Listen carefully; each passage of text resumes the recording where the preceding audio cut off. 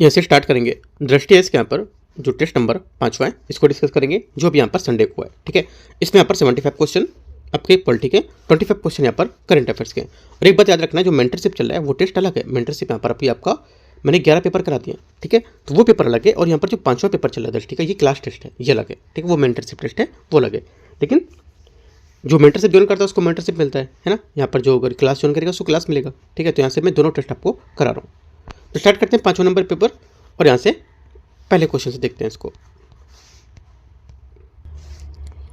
पहला क्वेश्चन है, इसमें बोला भारतीय पहल के संबंध में विचार करना है। ये पहल भारतीय कृषि खाद्य निर्यात को सुदृढ़ करने और स्टार्टअप्स को नवाचार बढ़ावा देने के लिए राष्ट्रीय कृषि और ग्रामीण विकास बैंक नाबार्ड द्वारा शुरू किया गया था।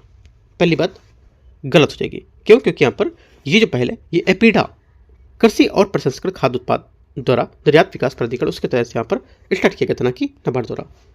इस पहल का एक प्रमुख लक्ष्य भारत को वर्ष 2030 तक 50 बिलियन अमेरिकी डॉलर मूल्य के कृषि खाद्य निर्यात प्राप्त करने में सहायता प्रदान करना। सेकेंड बात यहाँ से ये करेक्ट होगी, ओनली 2 करेक्ट है, बी यहाँ से आंसर हो जाएगा पहले का। क्वेश्चन नंबर 2 देखते हैं। निम्नलिखित में से कौन सा प्रस्तावित प्रत्युष अंतरिक्ष पेलोड प्राथमिक उद्देश्य सर्वोत्तम प्रदान करता है? इसका आंसर हो जाएगा सेकंड का। देखो, ये प्रत्युष जो है ये रमन अनुसंधान संस्थान RRI, जो विज्ञान प्रौद्योगिकी डिपार्टमेंट होता है DST, उसके अधीन एक स्वायत्त संस्थान है। उसने Pratyush processing probing reorganisation of the universe using signal from hydrogen नामक एक प्रकार का पहल जो है वो स्टार्ट किया, और ये अंतरिक्ष पेलोड एक प्रस्तावित किया जाएगा उसमें। ठीक है, ये क्या होगा? चंद्र कक्षा में तैनात किए जाने वाले एक रेडियोमीटर के रूप में डिजाइन किया गया है। ठीक है, प्रत्युष का लक्ष्य होगा कि यहाँ पर लक्ष्य ब्रह्मांड के प्रारंभिक जो तारे हैं उसके संबंधित मौलिक प्रश्नों की जांच करना। पहली बात यहाँ से गलत है, दूसरी गलत है, तीसरी बात इसकी करेक्ट हो जाएगी। सेकंड का आंसर यहाँ से सी सही है। क्वेश्चन तीसरा है, रमन मैग्सेसे पुरस्कार के संबंध में विचार करना है। रमन मैग्सेसे पुरस्कार के विजेताओं का चयन प्रतिवर्ष फिलीपीन सरकार द्वारा किया जाता है। तीसरी बात यहाँ से, तीसरा का पहला स्टेटमेंट यहाँ से गलत होगा, क्योंकि यहाँ पर रमन मैग्सेसे जो पुरस्कार है ये जो दिया जाता है ये प्रतिवर्ष रमन मैग्सेसे अवार्ड फाउंडेशन जो है उसके द्वारा प्रदान किया जाता है, और इसमें पदक राशि, प्रशस्ति पत्र और नगद राशि इसमें दी जाती है। तो ये बात गलत हो जाएगी, ना कि यहाँ पर फिलीपीन सरकार द्वारा। एजुकेट गर्ल्स एक गैर सरकारी संगठन रमन मैग्सेसे पुरस्कार प्राप्त करने वाला पहला भारतीय संगठन होगा। एकदम इंपॉर्टेंट है बात। ठीक है, तो ये पहला है, इस वजह से इंपॉर्टेंट हो जाता है, तो क्वेश्चन पूछने की उम्मीद थोड़ा बढ़ जाती है इसमें। ठीक है, केवल 2 करेक्ट है, बी यहाँ से आंसर हो जाएगा। क्वेश्चन नंबर 4 है, डुगोंग के संबंध में विचार करना है। डुगोंग मैंने आपको कराया हुआ है, जो मंथली करंट अफेयर्स मैंने कराई है, MCQs नवंबर के इंपॉर्टेंट, उसमें मैंने कराया हुआ डुगोंग को। ठीक है, देख लेना वहाँ पे भी आप अगर चाहते हो तो 2-3 क्वेश्चन लेकर के मैंने डिस्कस किए डुगोंग के। अंतर्राष्ट्रीय प्रकृति संरक्षण IUCN ने पाक खाड़ी इस क्षेत्र में स्थित भारत के पहले डुगोंग संरक्षण रिजर्व को औपचारिक रूप से मान्यता प्रदान की है। पहली बात यहाँ से करेक्ट है। सेकेंड बात है, इसे IUCN के रेड लिस्ट में सुभेद या वल्नरेबल जिसको बोलते हैं, यह कम जो चिंताजनक उसमें रखा गया। सेकेंड बात भी सही है। एक मौजूदा शाकाहारी समुद्र स्तनपायी जो पूरी तरह से समुद्र में ही मिलता है, बात एकदम करेक्ट है। तीनों सही है, अगर आपने पेपर किया होगा तो यहाँ से कर पाओगे क्वेश्चन ये। ठीक है, सी यहाँ से करेक्ट आंसर है। क्वेश्चन 5 है, ग्लोबल इनोवेशन इंडेक्स GIA 2025 के बारे में विचार करना है। सिंगापुर ने लगातार 15वें वर्ष ग्लोबल इनोवेशन इंडेक्स में शीर्ष स्थान प्राप्त किया है। 5वें का पहला स्टेटमेंट यहाँ से गलत हो जाएगा। क्यों? क्योंकि यहाँ पर सिंगापुर नहीं है, क्या होगा? स्विट्जरलैंड होगा, जिसने यहाँ पर लगातार 15वां स्थान हासिल किया है। स्वीडन ने संयुक्त राज्य अमेरिका को क्रमशः दूसरे और तीसरे स्थान पर है। ठीक है, तो ये बात गलत है। भारत ने निम्न मध्य आय वाले देशों में अर्थव्यवस्थाओं के मध्य दक्षिणी एशिया के क्षेत्र में दोनों में प्रथम स्थान पर है। ठीक है, तो सेकेंड बात क्या है? सेकेंड बात यहाँ से सही है। तीसरा, भारत वैश्विक स्तर पर ITC सेवाओं के निर्यात का प्रथम स्थान पर है।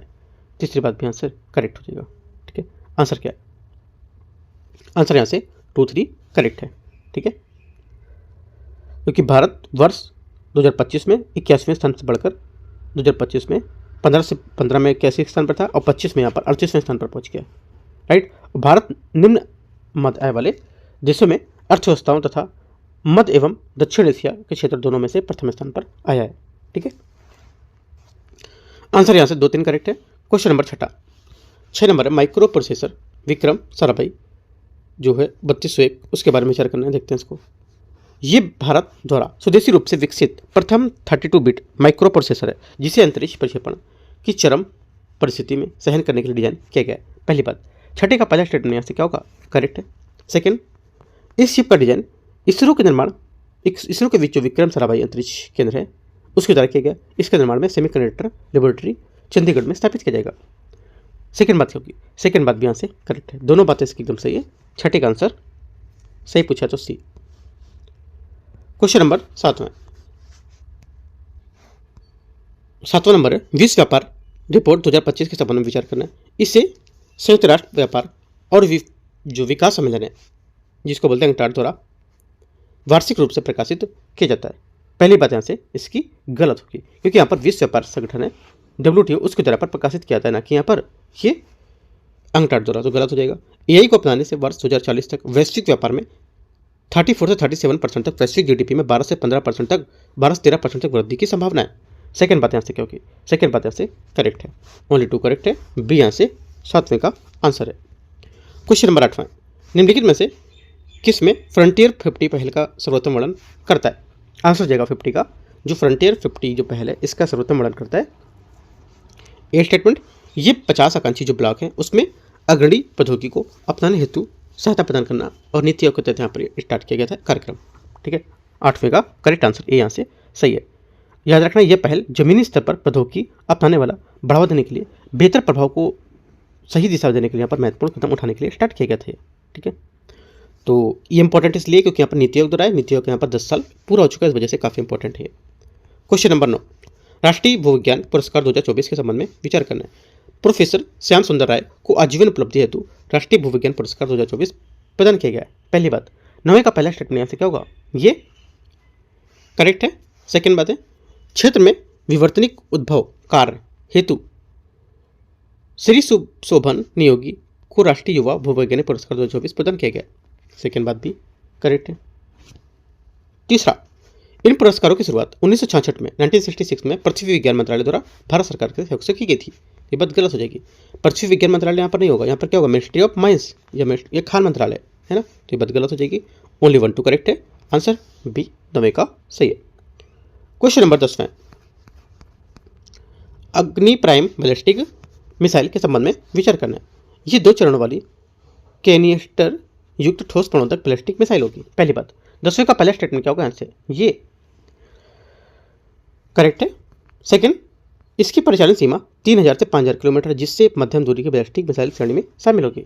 सेकंड बात यहाँ से गलत हो जाएगी क्योंकि यहाँ पर इसकी 200 किलोमीटर तक की मारक क्षमता होती है और इस मिसाइल का पहली बार जून 2021 में परीक्षण किया गया था और ये अग्नि श्रृंखला की पिछली मिसाइलों की तुलना में काफ़ी हल्की है। ठीक है, तो ये बात गलत हो जाएगी, ये 3 से 5000 नहीं होगी और ये हल्की भी आंसर। ओनली 1 करेक्ट है। ये 10वें का आंसर है। क्वेश्चन 11, हाल ही में समाचारों में रहे अदम्य का संबंध किससे, तो करेक्ट आंसर हो जाएगा 11वें का, जो अदम्य है इसका संबंध हो जाएगा भारतीय तटरक्षक बल के लिए निर्मित 8 तीव्र गश्ती पोतों का श्रृंखला में पहला, है ना, ये यहाँ से सही आंसर है। क्वेश्चन नंबर 12 है, निम्नलिखित कथनों पर विचार करना है। भारत के पहले बांस आधारित बायो इथेनॉल संयंत्र का उद्घाटन असम के गोलाघाट में किया गया है। पहली बात, 12वें का पहला स्टेटमेंट यहाँ से करेक्ट है। सेकंड बात है, भारतीय वन अधिनियम 1927 में संशोधन के बाद बांस को अब गैर वन क्षेत्रों में वृक्ष की श्रेणी से बाहर कर दिया गया जिससे अब कटाई, परिवहन, व्यापार बिना किसी प्रतिबंध की अनुमति मिल गई है। सेकंड बात भी करेक्ट है, दोनों बातें करेक्ट है। सी यहाँ से आंसर है। क्वेश्चन नंबर 13, ब्लू पोर्ट्स पहल के संबंध में विचार करना है। इसी अंतर्राष्ट्रीय समुद्री संगठन IMO द्वारा समुद्री और तटीय क्षेत्र जो है उसके सामाजिक, आर्थिक और जो पर्यावरणीय रूप है उसके धारणी जो क्षेत्र होते हैं उसमें बदलने के लिए यहाँ पर शुरू किया गया। पहली बात, 13 का पहला स्टेटमेंट यहाँ से क्या होगा, ये गलत है क्योंकि यहाँ पर ये FAO द्वारा किया गया है, मतलब संयुक्त राष्ट्र खाद्य और कृषि जो संगठन है उसके द्वारा ब्लू पोर्ट्स इनिशिएटिव का स्टार्ट किया गया था, ना कि यहाँ पर IMO द्वारा, तो बात गलत हो जाएगी। भारत इस पहल में शामिल हो गया और बुनियादी ढांचे के विकास क्रम में वन कबारा द्वीप यहाँ पर, जहाँ पर द्वीप है मतलब द्वीप में स्थित है, और कराईकल जो पांडुचेरी में, और जखाऊ जो गुजरात में, इनके 3 पायलट ब्लू पोर्ट के रूप में पहचान मिली है। ये बात इसकी करेक्ट हो जाएगी। ठीक है, आंसर क्या होगा, आंसर हो जाएगा आंसर से इसका ओनली 2 करेक्ट है। तो 13 का आंसर बी होना चाहिए, यहाँ से बी यहाँ से करेक्ट है। क्वेश्चन नंबर 14 देखते हैं इसको। इसमें बोला है young champion of the earth award 2025 के संबंध में विचार करना है। ये संयुक्त राष्ट्र पर्यावरण कार्यक्रम यूएनईपी द्वारा शुरू किया गया एक वार्षिक वैश्विक पुरस्कार है, जिसके तहत यहाँ पर तत्कालिक पर्यावरण चुनौतियों के लिए अभिनव समाधान प्रस्तुत करने के लिए 30 वर्ष से कम आयु के व्यक्तियों को पुरस्कृत किया जाता है। पहली बात 14 का पहला स्टेटमेंट यहाँ से करेक्ट है, सही है। सेकंड है भारत जिनाली मोदी को एक कॉम्पैक्ट ग्रेवाटर रियूज सिस्टम विकसित करने को लेकर 25,000 का उसमें पुरस्कार मिला हुआ है। फिर से पढ़ते हैं इसको। भारत में बोला जो जिनाली मोदी है इनको एक कॉम्पैक्ट ग्रेवाटर रियूज सिस्टम विकसित करने के लिए इस क्रम में 2025 का पुरस्कार दिया गया है। क्या हो जाएगा? 14 की जो सेकंड बात है यहाँ से ये गलत है, ठीक है। सेकंड बात गलत है क्योंकि यहाँ पर जिनाली मोदी को ये महिलाओं के नेतृत्व वाले उद्यम बनोफी लेदर के संस्थापक है, जो केले की फसल के लेकर अपशिष्ट पर्यावरण को लेकर अनुकूलन चमड़ा निर्माण में संलग्न थे। इस पहल का उद्देश्य होगा पारंपरिक चमड़ा उत्पादन में संबंधित जल खपत और रिसर्च जो चीज़ें उनको लगाना और फास्ट फैशन उद्योग पर्यावरणीय प्रभाव को कम करना, ठीक है, ना कि कॉम्पैक्ट ग्रेवाटर रियूज सिस्टम को विकसित करने के लिए मिला था, तो गलत हो जाएगा। और 11 करेक्ट है, ये यहाँ से आंसर है। क्वेश्चन 15 नंबर है भारत के पहले विदेशी रक्षा विनिर्माण केंद्र के संबंध में विचार करना है। देखते हैं भारत ने मोरक्को में अपने पहले विदेशी रक्षा विनिर्माण केंद्र का उद्घाटन किया है, जिसे Tata advance system limited TASL द्वारा विकसित किया गया। पहली बात 15 का पहला स्टेटमेंट यहाँ से करेक्ट है। सेकेंड, ये केंद्र अफ्रीका वाइड डिफेंस लॉजिस्टिक का समर्थन करने के लिए और संयुक्त राष्ट्र शांति स्थापना कार्यक्रम के तहत यहाँ पर स्थापित किया गया है। सेकेंड बात यहाँ से इसकी गलत हो जाएगी क्योंकि यहाँ पर यह पहल भारत के आत्मनिर्भर भारत के दृष्टिकोण के साथ मेक इन इंडिया पहल के साथ यहाँ पर स्टार्ट किया गया था, ठीक है। और ये संयुक्त राष्ट्र शांति सुरक्षा कार्यक्रम के संबंधित नहीं होगा। ये एक द्विपक्षीय भारत मोरक्को औद्योगिक रक्षा साझेदारी है। ओनली 1 करेक्ट है, आंसर यहाँ से एक सही है। क्वेश्चन 16 है हाल ही में खबरों में रहा एक्सरसाइज कोल्ड स्टार्ट क्या है? कोल्ड स्टार्ट जो है यहाँ से ये भारत में तीनों सेनाओं का पहला सैन्य अभ्यास होगा, जो बढ़ते हवाई खतरों के प्रति एकीकृत प्रतिक्रिया का परीक्षण करने तथा स्वदेशी रूप से रक्षा प्रौद्योगिकी की प्रगति को प्रदर्शन करने पर केंद्रित होगा। क्या होगा? ए आंसर इसका करेक्ट आंसर होगा, ठीक है। क्वेश्चन नंबर 17 नंबर देखते हैं। 17 नंबर है 17 हाल ही में खबरों में रही डेजर्ट साइलिफिकेशन टेक्नोलॉजी मुख्य रूप से संदर्भित करती है किसको? ये संदर्भित करती है एक जैव जो प्रौद्योगिकीकरण है उस विधि को, जो निरूपण और पॉलीमर का उपयोग करके भुरभुरी रेगिस्तान रेत को संयोजित कर सकते हैं और कृषि में उपयुक्त मृदा जैसी निर्माण केंद्रित होगी। बी यहाँ से करेक्ट आंसर होगा, ठीक है। इसका उद्देश्य क्या होगा? इसका उद्देश्य होगा क्यों ऐसा किया जा रहा है? क्योंकि यहाँ पर मरुस्थलीकरण में वृद्धि से रक्षा करेगी, है ना, अत्यधिक शुष्क और क्षेत्रों में कृषि उत्पादकता में वृद्धि करेगी और धानी जो कृषि भूमि जो है उसको प्रबंधन को भी बढ़ावा देगी, ठीक है। तो ये बात कुछ याद रखनी है। इसमें क्या होगा? इसकी मुख्य विशेषता हो जाएगी जैसे कि यहाँ पर गेहूँ, बाजरा और जो ग्वार गम जिसको बोलते हैं, जैसी जो फसलें हैं उसमें गर्मी के तनाव और कठोर रेगिस्तानी परिस्थितियों का सामना करने के लिए सक्षम होंगी। तो इस बात आपको याद रखनी है। क्वेश्चन 17 हो गया। 18 नंबर देखते हैं। सहयोग पोर्टल के संबंध में विचार करना है। ये केंद्रीय गृह मंत्रालय द्वारा शुरू किया गया एक यह पोर्टल भारतीय साइबर अपराध समन्वय केंद्र जो है I4C द्वारा संचालित है। पहली बात 18 का पहला स्टेटमेंट यहाँ से क्या होगा? ये करेक्ट है। सहयोग पोर्टल IT अधिनियम 2000 के तहत समुचित सरकार द्वारा उसकी अधिकृत एजेंसियों द्वारा ऑनलाइन मध्यस्थों को नोटिस करने के लिए जारी किया गया था, ठीक है। इसका उद्देश्य होगा कि गैर कानूनी गतिविधि के लिए प्रयोग की जा रही जो यहाँ पर किसी भी जानकारी, डेटा, संचार लिंक के पहुंच को हटाना, अवरुद्ध करना, ठीक है। ये बात करेक्ट है पहला। सेकंड, ये प्लेटफॉर्म मुख्य रूप से IT अधिनियम 2000 के अंतर्गत इंटरफेस मध्यस्थों को सामग्री हटाने को आदेश देता है। ये भी बात करेक्ट है। दोनों बातें यहाँ से सही है। आंसर सी सही है। क्वेश्चन 19 देखते हैं। 19वां नंबर क्वेश्चन है हाल ही में खबरों में रहा 1 in 1 out एग्रीमेंट निम्नलिखित पर विचार करना है। देखते हैं इसको। बोला कि इनमें से 1 in 1 out एग्रीमेंट किससे संबंधित है? ये संबंधित है, करेक्ट आंसर होगा 19 का, एक द्विपक्षीय समझौता है जिसके तहत फ्रांस उन शरणार्थियों को स्वीकार करता है जो पारिवारिक संबंध सिद्ध किए बिना ब्रिटेन में प्रवेश कर जाते हैं और ब्रिटेन फ्रांस से आने में उनका प्रवासियों का समान संख्या में शरण देना होता है और पारिवारिक संबंध सिद्ध कर सकते हैं। बी यहाँ से 19 का करेक्ट आंसर होगा। ठीक है, क्वेश्चन नंबर 20 देखते हैं। यूनिवर्सल पोस्टल यूपीयू के बारे में विचार करना है। इसका गठन लॉर्ड डलहौजी के अधीन भारतीय डाक स्थापना के बाद हुआ था। पहली बात, 20 का पहला स्टेटमेंट यहाँ से क्या होगा, करेक्ट है। ठीक है, पहली बात यहाँ से इसकी सही हो जाएगी। सेकंड, भारत यूपीयू की काउंसिल ऑफ एडमिनिस्ट्रेशन और पोस्टल ऑपरेशंस काउंसिल में दोनों के यहाँ पर पुनर्निर्वाचित किया गया है। इसीलिए इंपॉर्टेंट है क्योंकि भारत दोनों के लिए निर्वाचित किया गया है ना। सी यहाँ से क्या होगा, 20 का आंसर हो जाएगा। भारत वर्ष 1876 से ही यूपीयू का सदस्य रहा है और यूपीआई नहीं है, ध्यान रखना है, यूपीयू है ये। ठीक है, और दुबई में आयोजित यहाँ पर 28वीं यूपीयू जो कांग्रेस है उसके दौरान भारत को यूनिवर्सल पोस्टल यूनियन यूपीयू की काउंसिल के रूप में यहाँ पर अपनाया गया। ठीक है, यह पुनर्निर्वाचित किया गया। इंपॉर्टेंट है, आंसर यहाँ से सी करेक्ट है। 21, निम्नलिखित देशों पर विचार करना है। मिस्र, इथियोपिया, चाड, लीबिया, युगांडा, मध्य अफ्रीकी गणराज्य। इनमें से बोल रहा है कि क्या बोला देखते हैं। इसमें से बोल रहा है कि उपयुक्त में से कितने सूडान के साथ यहाँ पर स्थलीय सीमा साझा करते हैं। सूडान के साथ स्थलीय सीमा साझा करते हैं कौन कौन से, देखो एक तो यहाँ से करता है मिस्र करेक्ट है, इथियोपिया, चाड, लीबिया, युगांडा यहाँ पर नहीं होगा, मध्य अफ्रीकी गणराज्य होगा। ठीक है, 1 2 3 4 और एक 5, इसके आंसर टोटल 5 होंगे। ठीक है, तो याद रखना है केवल 5 कौन कौन से जो मैंने बताया वो आपको याद रखना है। क्वेश्चन 22 है, रेलवे लिंक और यहाँ पर किसको जोड़ती है ये देखना है। देखते हैं इसको 22 को। जो रेलवे लाइन है ये किसको जोड़ेगी, पहला यहाँ से कोकराझार गुलेफू, भारत और भूटान। पहली बात यहाँ से करेक्ट है, सही है।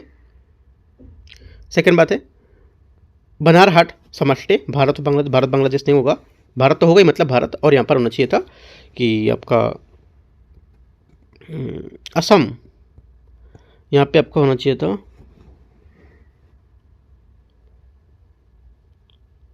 असम और बांग्लादेश होना चाहिए था, असम और पश्चिम बंगाल होना चाहिए था यहाँ पर। ठीक है, ये बांग्लादेश नहीं होगा। तीसरा जयनगर कुर्था, भारत और नेपाल, ये बात सही है। तो 1 और 3 बात इसकी करेक्ट है, तो आंसर क्या होगा, 2 बातें इसकी सही है।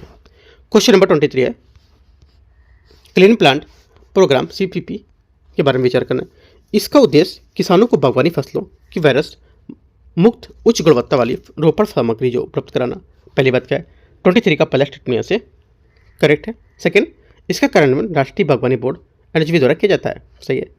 इसकी संकल्पना कृषि किसान कल्याण मंत्रालय द्वारा की गई, जिसमें विश्व बैंक से वित्तीय तकनीकी सहायता शामिल होगी। ये बात गलत है, इसमें विश्व बैंक की जो है वो सफल जो तकनीकी है और इसको लेकर के वित्तीय सहायता नहीं शामिल होगी।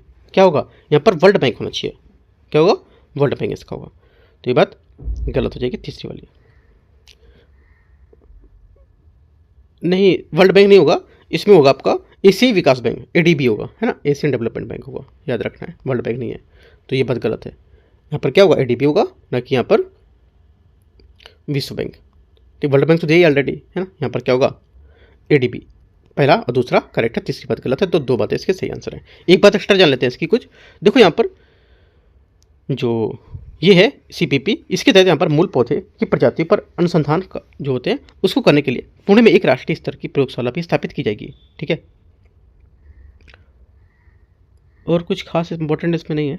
आगे आते हैं क्वेश्चन नंबर 24 में, उदारीकृत प्रेषण LRS के बारे में विचार करना है। नाबालिगों सहित कोई भी निवासी व्यक्ति अनुमत चालू या पूंजी खाता लेनदेन को लेकर वित्तीय वर्ष में 2,50,000 रुपये अमेरिकी डॉलर तक 2,50,000 अमेरिकी डॉलर तक धन प्रेषण कर सकेगा। पहली बात 24 के यहाँ से करेक्ट है। सेकंड, इस योजना के तहत मूल रूप से वर्ष 2004 में 25,000 अमेरिकी डॉलर तक धन प्रेषण की अनुमति दी गई थी, ये भी बात सही है। तीसरा, LRS के तहत किसी व्यक्ति को द्वारा किए जा सकने वाले धन प्रेषण के अवधि पर कोई प्रतिबंध नहीं होगा, ये भी बात सही है। तीनों बातें 24 का करेक्ट है, आंसर यहाँ से सभी सही है, डी। क्वेश्चन नंबर 25 है, हाल ही में खबरों में रहा CEREBO कैरेबो का सर्वोत्तम वर्णन कौन करता है। आंसर हो जाएगा 25 का करेक्ट आंसर यहाँ से B, portable non invasive brain injury diagnostic device. B यहाँ से क्या होगा, करेक्ट आंसर होगा।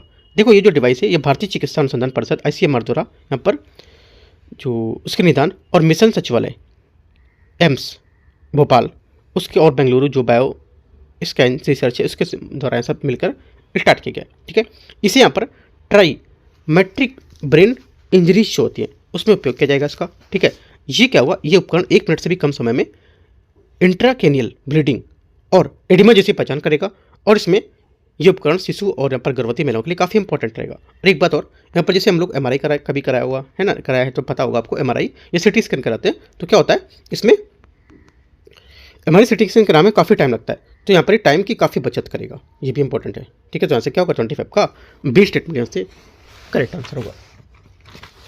26 देखते हैं यहाँ से।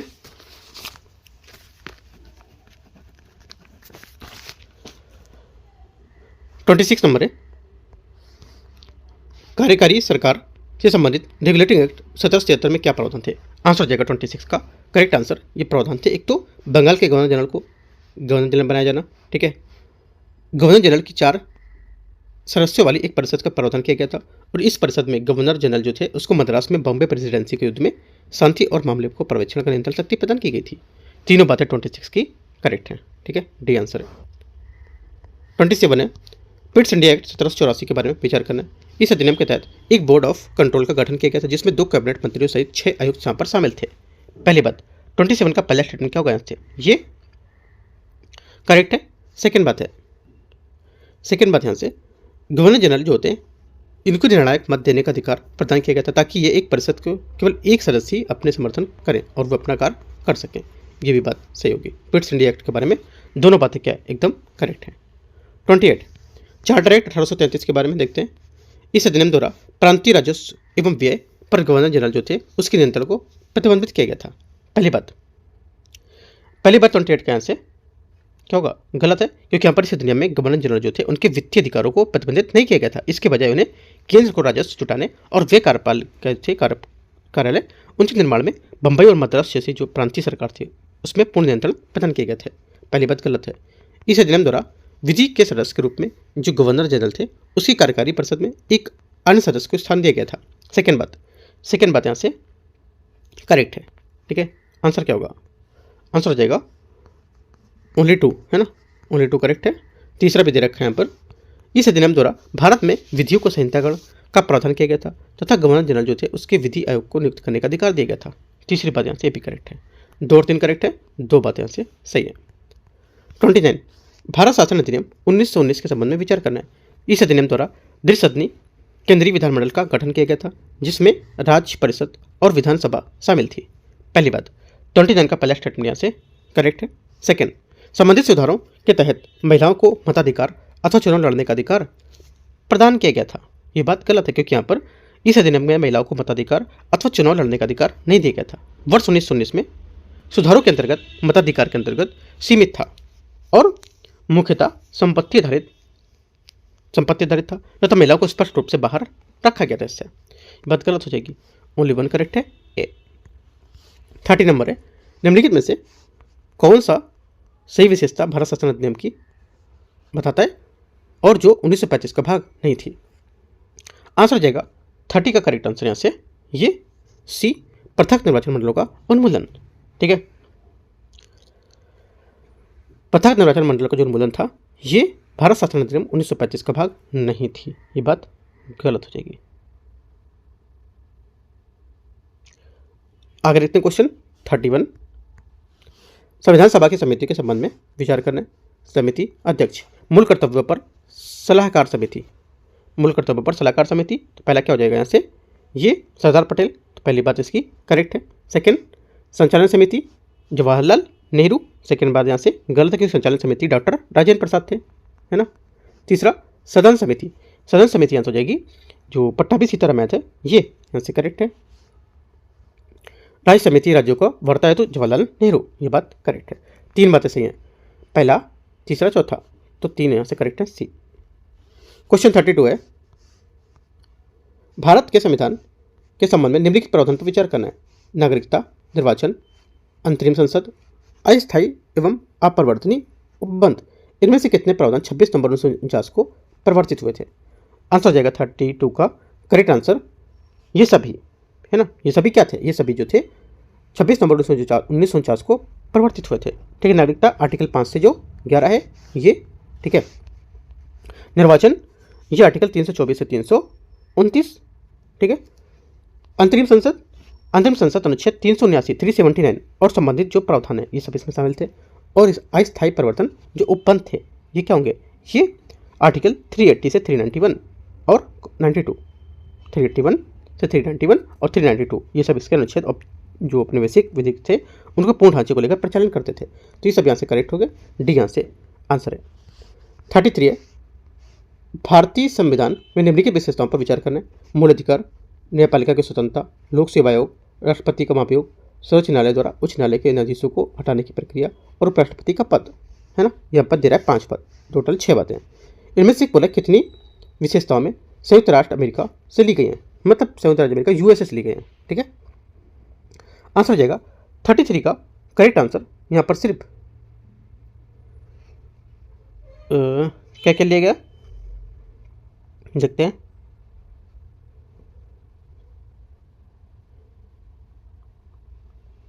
अमेरिकी संविधान से आपका लिया गया मूल अधिकार, करेक्ट है। ठीक है, और न्यायपालिका की स्वतंत्रता, करेक्ट है, राइट। और राष्ट्रपति का महाभियोग, सही है। सर्वोच्च न्यायालय को लेकर के यहाँ पर जो पद को हटाने की प्रक्रिया है ये, और उपराष्ट्रपति का पद। लेकिन यहाँ पर लोक सेवा आयोग ये यहाँ पर नहीं लिया गया। ठीक है, लोक सेवा आयोग ये भारत शासन अधिनियम 1935 से लिया गया था। ठीक है, तो 5 बातें यहाँ से करेक्ट है, सी। इंपॉर्टेंट लिख सकते हो, जो गलत है वो और सही जो है वो। 34 है, भारतीय संविधान की प्रकृति के संबंध में विचार करना है। देखते हैं, भारतीय संविधान को नम्य और अनम्य का मिश्रण मनाता है। पहली बात, 34 का पहला स्टेटमेंट यहाँ से करेक्ट है। संसद की सर्वोच्चता का सिद्धांत भारतीय संसद से, जबकि न्यायिक सर्वोच्चता का सिद्धांत अमेरिकी सुप्रीम कोर्ट से संबंधित होगा। ये बात गलत है इसकी। ठीक है, क्योंकि यहाँ पर संसदीय संप्रभुता, नागरिक जो संसदीय संप्रभुता और यहाँ पर न्यायिक जो सर्वोच्चता होती है इसका संश्लेषण संसदीय संप्रभुता ब्रिटिश प्रणाली की पहचान है, जबकि न्यायिक सर्वोच्चता अमेरिकी संविधान की विशेषता होती है। गलत हो जाएगा, आंसर ओनली 1 करेक्ट है, ये यहाँ से सही है। 35 देखते हैं। 35 है, भारतीय संविधान की प्रस्तावना की स्थिति के संबंध में विचार करना है। बेरूबारी यूनियन 1960 मामले में सर्वोच्च न्यायालय ने स्वीकार किया कि प्रस्तावना संविधान का एक भाग है, क्योंकि इसे संविधान के प्रावधानों में संबंधित समान उद्देश्य से पता चलता है। पहली बात, 35 का पहला स्टेटमेंट यहाँ से गलत होगा। क्यों? क्योंकि यहाँ पर बेरूबारी यूनियन मामला जो था उसमें सर्वोच्च न्यायालय ने कहा कि प्रस्तावना विभिन्न संवैधानिक जो प्रावधान है उसमें निहित समान उद्देश्यों को दर्शाती है और संविधान निर्माती लक्ष्य को एक मार्गदर्शक के रूप में काम करती है। हालांकि इसमें महत्व को स्वीकार करने के बावजूद न्यायालय को स्पष्ट रूप से मानना कि प्रस्तावना संविधान का एक भाग नहीं है। सेकेंड बात, केशवानंद भारती में 1973 में मामले में सर्वोच्च न्यायालय ने स्पष्ट किया कि प्रस्तावना संविधान का एक परिचयात्मक भाग न कि अभिन्न अंग। सेकेंड बात यहाँ से ये भी गलत है, क्योंकि इसके विपरीत केशवानंद भारतीवाद में 1973 में मामले में सुप्रीम कोर्ट ने स्पष्ट किया कि प्रस्तावना वास्तव में संविधान का एक भाग है। गलत हो जाएगा ये। तीसरा, LIC ऑफ इंडिया 1995 में मामले में सर्वोच्च न्यायालय ने पुष्टि की थी कि प्रस्तावना संविधान का एक अभिन्न अंग होगा। तीसरी बात यहाँ से करेक्ट होगा। ठीक है, आंसर क्या है? ओनली तीसरी बात करेक्ट है, तो सी यहाँ से आंसर है। क्वेश्चन 36 है, निम्नलिखित कथनों पर विचार करना है। देखते हैं इसको।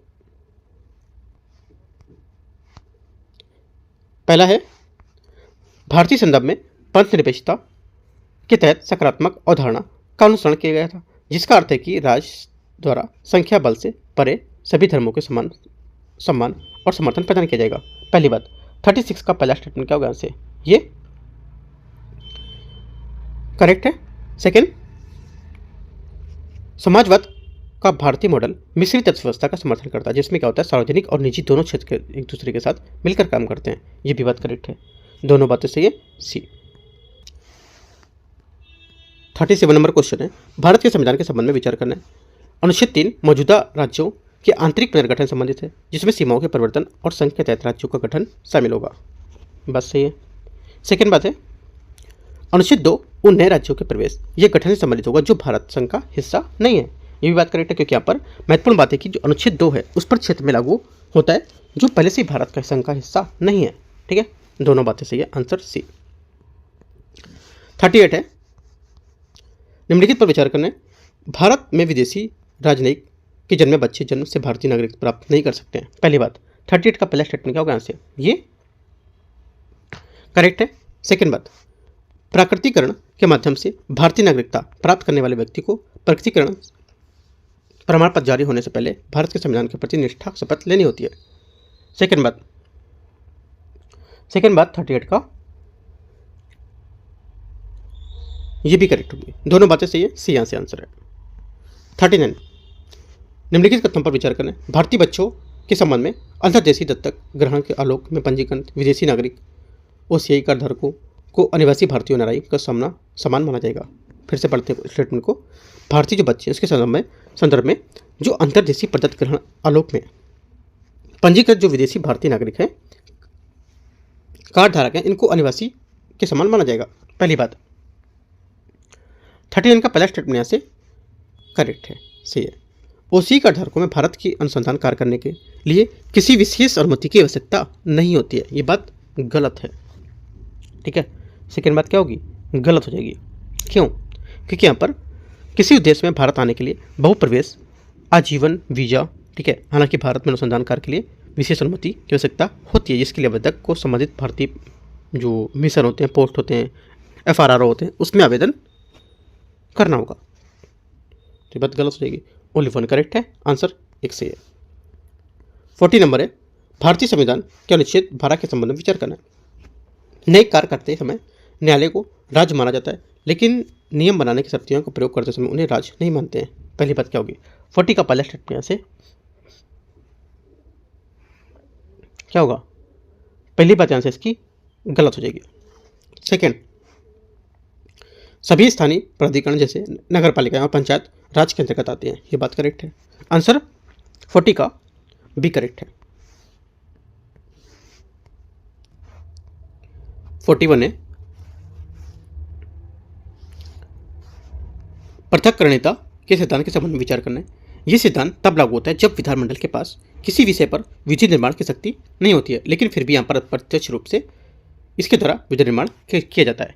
पहली बात 41 का पहला स्टेटमेंट यहाँ से गलत है, क्योंकि यहाँ पर पृथक्करणीयता का सिद्धांत संवैधानिक निर्णय का एक प्रमुख सिद्धांत होता है। यह न्यायालय के किसी भी विधिक वैध और अंश को संरक्षित रखने का अधिकार देता है तथा असंवैधानिक प्रावधानों को हटाने का बल देता है। ये बात गलत हो जाएगी। ये सिद्धांत भारत के संविधान के अनुच्छेद 13 में निहित है। सेकेंड बात यहाँ से करेक्ट है। आंसर क्या होगा, 41 का बी बात यहाँ से इसकी करेक्ट होगी। 42 कैसस ओमिसस के सिद्धांत का मुख्य अर्थ क्या होगा। इसका मुख्य अर्थ है कि किसी विधि में न्यायालय द्वारा ऐसे प्रावधान शामिल नहीं किए सकते जिनमें विधानमंडल की जानबूझकर या अनजाने में छोड़ दिया हो। बी यहाँ से सही आंसर होगा 42 का, ठीक है।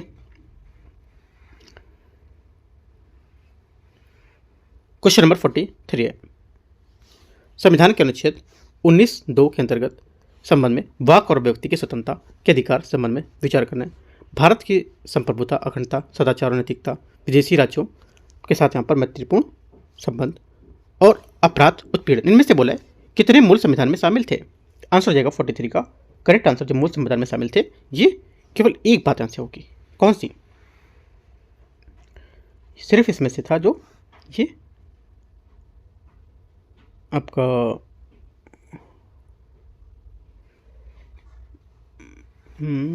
ये आपका यहाँ से हो जाएगा 19(2) में युक्ति प्रबंधन को लेकर वाक्य और अभिव्यक्ति की स्वतंत्रता है ना, उसको लेकर के आपका यहाँ से हो जाएगा आंसर। देखो मैं बताता हूँ उसमें कौन कौन सा बाद में शामिल किए गए। जो बोला अपराध उद्दीपन, ये प्रथम संविधान संशोधन 1951 में था, ठीक है। ये विदेशी राज्यों के साथ महत्वपूर्ण जो संबंध थे, ये क्या होगा, ये किया गया था प्रथम संविधान संशोधन 1951 में। सदाचार और जो नैतिकता है ये कब की गई थी, ये क्या था, जो प्रथम संविधान संशोधन उसमें भी यहाँ पर सब शामिल किए गए थे। भारत की संप्रभुता और अखंडता, जी यहाँ पर इसका 1963 16वें संविधान संशोधन में शामिल किए गए थे। तो यहाँ से बोला मूल संविधान में कौन कौन शामिल थे, तो यहाँ पर मूल संविधान में शामिल था, यहाँ पर हो जाएगा आपका यहाँ से इसमें से आंसर इसका होगा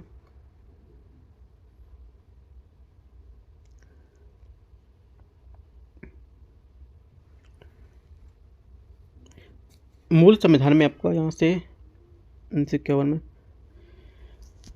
इसमें हमारे ख्याल से कोई नहीं होगा इसका आंसर होना चाहिए इनमें से कोई नहीं, क्योंकि यहाँ पर ये सब तो इसमें जो अधिनियम में शामिल किए गए थे बाद में, ठीक है, और मूल संविधान में तो कोई शामिल था नहीं।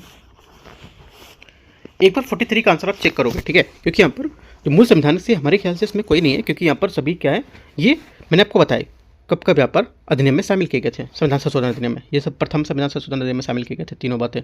और जो ऊपर वाली बोल है संप्रभुता अखंडता, ये क्या है 1963 में 16वें संविधान संशोधन में शामिल की गई थी, ठीक है। तो यहाँ पर मूल संविधान की तो बात ही नहीं है इसमें। देखो यहाँ पे चारों आंसर इससे गलत होंगे, ठीक है, एक बार आप देख लेना अपने आप, खुद से एक बार इसको पढ़ सकते हो, ठीक है। होगा तो कमेंट करके आप बताना 43 का आंसर, या आप यहाँ से अपना खुद कर सकते हो, क्योंकि यहाँ पे चारों गलत इसके आंसर हो गए। पूरे इसे पूछना चाहिए कौन मूल संविधान में शामिल नहीं थे, तो सभी चारों जाना चाहिए थे, ऐसा था क्वेश्चन। बाकी आप देख लेना क्योंकि आंसर मिस्टेक दिया हुआ है इसमें। 44 है भारतीय संविधान के अनुच्छेद 14 के संबंध में विचार करना है। अनुच्छेद 14 आर्टिकल 14 के तहत विधि द्वारा व्यक्तियों और वस्तुओं के संव्यवहार के उचित वर्गीकरण की अनुमति दी गई है। पहली बात 44 का पहला स्टेटमेंट यहाँ से क्या होगा, ये करेक्ट है। सेकंड बात है राष्ट्रपति और राज्यपाल अपनी आधिकारिक शक्तियों में प्रयोग की गई कार्रवाइयों पर न्यायालयों के प्रति पूरी तरह से उत्तरदायी होता है, ये बात गलत है। आंसर क्या होगा, क्योंकि यहाँ पर राष्ट्रपति और राज्यपाल अपने आधिकारिक कर्तव्यों को निर्वहन में जो की गई कार्रवाई किसी न्यायालय के प्रति जवाबदेह नहीं होते हैं, तो ओनली वन करेक्ट है। आंसर क्या होगा, गलत पूछा है तो बी, दो वाला गलत है। 45